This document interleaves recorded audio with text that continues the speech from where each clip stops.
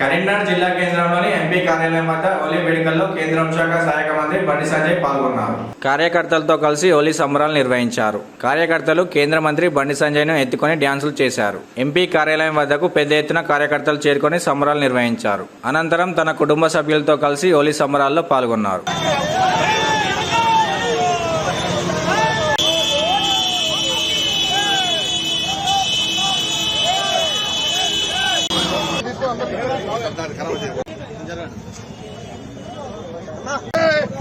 खराब